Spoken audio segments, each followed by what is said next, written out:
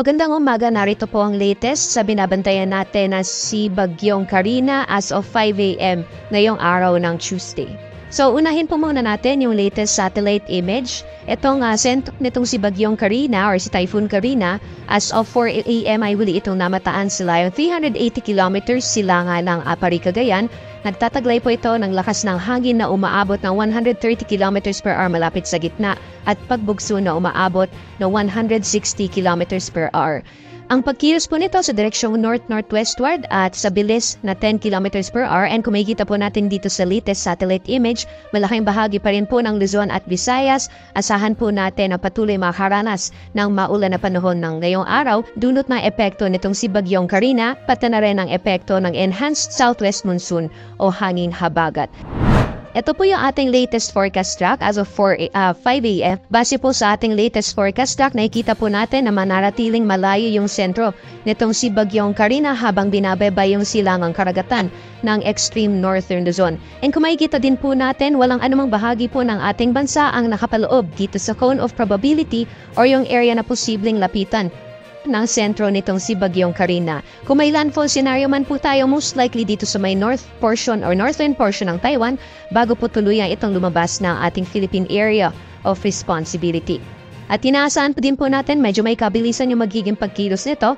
Within the next 24 hours or sa darating na Wednesday, asahan po natin or estimated na nasa layo itong 295 kilometers northeast ng Itbay at Batanes. Pagdating naman po ng Thursday, estimated na nasa 450 kilometers hilagang bahagi or hilaga po ng Itbay at Batanes yung sentro nitong bagyo, at inaasahan po natin by Friday ay nasa labas na po ito ng ating Philippine Area of Responsibility.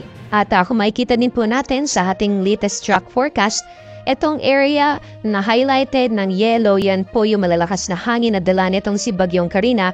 At kung makikita po natin dito sa may eastern section ng Luzon ay may ilang bahagi po ng ating bansa ang naapektuhan ng malalakas na hangin na dulot nitong bagyo. Kaya nakataas po yung tropical cyclone wind signal number 1 sa ilang bahagi po ng Luzon. Particularly, ito po yung areas na highlighted ng light blue. Nakataas po ang signal number 1 sa Batanes, sa Babuyan Islands, northern at eastern portions ng mainland Cagayan, pati na rin po sa eastern portion ng Isabela. Nakataas din po ang tropical cyclone wind signal number 1 sa northern portion ng Apayao, northern portion ng Ilocos Norte, northern portion ng Aurora, pati na rin sa Pulilio Islands, Calaguas Islands, at northern portion ng Catanduanes. Sa mga nabanggit pong lugar, asahan po natin yung malalakas na hangin na dala nitong si Bagyong Carina.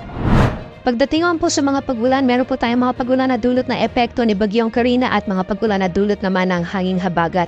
Itong mga pagulan po na ito ay dulot na epekto or direktang epekto ni Bagyong Carina. Ngayong araw, asahan po natin yung 100 to 200 millimeters or heavy to intense na mga pagulan sa Batanes at Babuyan Islands. Samantalang 50 to 100 millimeters naman po inaasahan or moderate to heavy rains sa Ilocos Norte, Ilocos Sur, La Union, Abra, Benguet, Apayao at Cagayan.